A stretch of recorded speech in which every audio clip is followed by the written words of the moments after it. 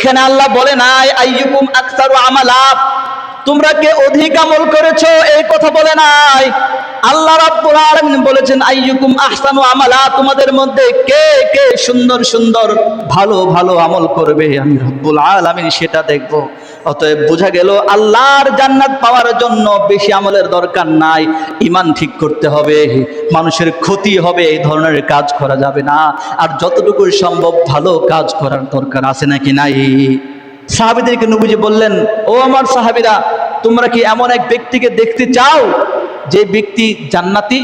সাহাবায়ে কেরামগণ বলছেন, ইয়া রাসূলুল্লাহ, ইয়া হাবিবাল্লাহ, জান্নাতি লোক দেখতে চাই, আপনি দয়া করে বলে দেন জান্নাতি লোকটা কেমন হবে। নবীজি বললেন, অপেক্ষা করে আসতেছে। কিছুক্ষণ পর দেখতে পেলেন একটা লোক ওযু করে নবীর দরবারে হাজির হয়ে গেছে। ওই লোকটার বাম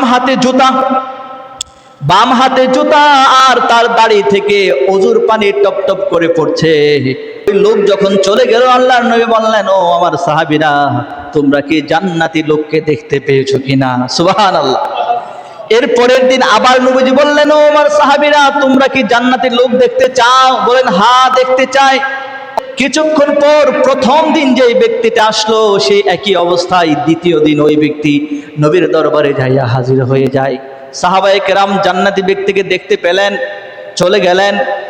তৃতীয় দিন নবীজি আবার বললেন, ও আমার সাহাবীরা, তোমরা কি জান্নাতি ব্যক্তি দেখতে চাও? নবীজির প্রশ্নের জবাবে সাহাবায়ে কেরামগণ বললেন, ইয়া রাসূলুল্লাহ, দেখতে চাই। কিছুক্ষণ পর দেখতে পেলেন ওই ব্যক্তি প্রথম দিন, দ্বিতীয় দিন যেই ব্যক্তি এসেছে, তৃতীয় দিন ওই ব্যক্তি একইভাবে তার বাম হাতে জুতা নিয়ে ওযু করে নবীর দরবারে চলে আসছে। সাহাবায়ে কেরামগণ ওই ব্যক্তিকে দেখে তৃপ্তি মিটিয়ে নিয়েছেন। সুবহানাল্লাহ।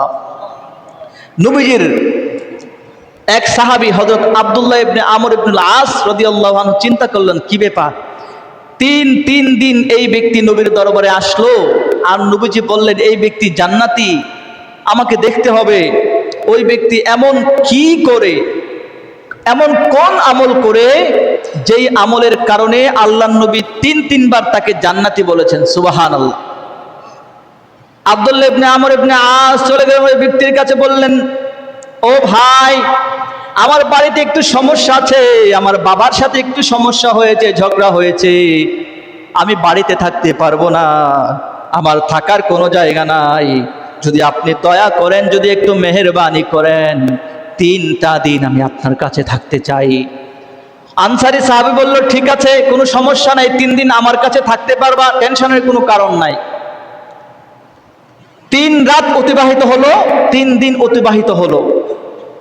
হযরত আমর ইবনুল আস রাদিয়াল্লাহু আনহু ওই আনসারী সাহাবীকে বললেন, আচ্ছা, আল্লাহর নবী 3 দিন বলেছে আপনি জান্নাতি, কিন্তু আমি তো 3 দিন আপনার সাথে ছিলাম, 3 রাত আপনার সাথে ছিলাম, আমি এমন কোনো আমল করতে দেখি নাই, এমন স্পেশাল কিছুই করেন নাই যে আমলের কারণে আপনি জান্নাতি হয়েছেন। আপনি তাহাজ্জুদ নামাজও পড়েন না, আপনি ভোর রাতে উঠতেন, কিন্তু উঠে শুয়ে শুয়ে আপনি আল্লাহর জিকির করতেন, আল্লাহর জিকির আজকার করতেন, তাসবিহ পড়তেন, এছাড়া কিছুই করতে দেখি না। ওই আনসারী সাহাবী জবাব দিলেন, তুমি আমাকে যেমনটা দেখেছো আমি এমনটাই। 2-3 বার জিজ্ঞাসা করলেন, এমন কি করেন? বলে, না, আমি তেমন কিছু করি না, তুমি আমাকে যেমনটা দেখেছো তেমনটাই। নবীজির ওই সাহাবী আব্দুল্লাহ ইবনে আমর ইবনে আস যখন চলে যাবে, ওই সময় ওই জান্নাতি সাহাবী, ওই সাহাবী আব্দুল্লাহ ইবনে আমর ইবনে আস রাদিয়াল্লাহু আনহুকে ডেকে বললেন, ও ভাই, শুনে যাও, আমার জীবনে এমন কোনো আমল নাই, তবে আমার জীবনে 2টা কাজ করি, 2টা স্পেশাল কাজ করি। বলে, কি? বলে, 1 নাম্বার আমল হলো, 1 নাম্বার কাজ হলো, আমি আমার জিন্দেগিতে কখনো কোনো মুহূর্তের জন্য মানুষকে ঠকাবো, মানুষকে প্রতারণা দিব, কাউকে ঠকিয়ে ফেলবো, এই ধরনের কোনো চিন্তাই আমি করতে পারি না। সুবহানাল্লাহ। মানুষের ক্ষতি করব, মানুষের অপকার করব, এই ধরনের কোনো চিন্তাই আমি করি না।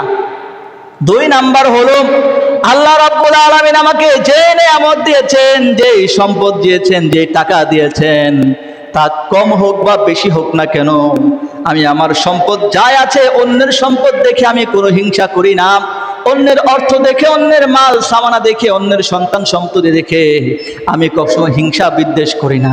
এজন্য হয়তো আল্লাহ পাক রব্বুল আলামিন আমাকে কবুল করে নিয়েছেন। সুবহানাল্লাহ। তাহলে এই হাদিস থেকে আমরা কি বুঝলাম?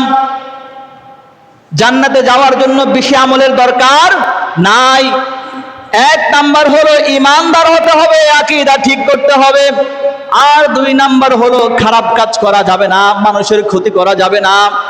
এরপর আপনার পক্ষে যতটা সম্ভব হয় ভালো কাজ করবেন। আর জান্নাতে প্রবেশ করানোর দায়িত্ব নিয়ে নিয়েছেন আমার আল্লাহ। সুবহানাল্লাহ। সূরাতুল মুলকের ২য় নম্বর আয়াতে আল্লাহ তাআলা বলেন, আল্লাযী খালাকাল মাউতা ওয়াল হায়াতা লিয়াবলুয়াকুম আইয়ুকুম আহসানু আমালা। তিনি আল্লাহ, যিনি আল্লাহ মৃত্যুকে সৃষ্টি করেছেন, তিনি আল্লাহ যিনি জীবন দান করেছেন শুধুমাত্র একটি কারণ, তোমাদেরকে পরীক্ষা করবেন কে কে সুন্দর চমৎকার চমৎকার আমল করতে পারো। সুবহানাল্লাহ। এইখানে আল্লাহ বলে নাই আইয়ুকুম আকসারু আমালা, তোমরা কে অধিক আমল করেছো এই কথা বলে নাই। আল্লাহ রাব্বুল আলামিন বলেছেন আইয়ুকুম আহসানু আমালা, তোমাদের মধ্যে কে কে সুন্দর সুন্দর ভালো ভালো আমল করবে আমি রাব্বুল আলামিন সেটা দেখব। অতএব বোঝা গেল আল্লাহর জান্নাত পাওয়ার জন্য বেশি আমলের দরকার নাই, ঈমান ঠিক করতে হবে, মানুষের ক্ষতি হবে এই ধরনের কাজ করা যাবে না, আর যতটুকু সম্ভব ভালো কাজ করার দরকার আছে নাকি নাই?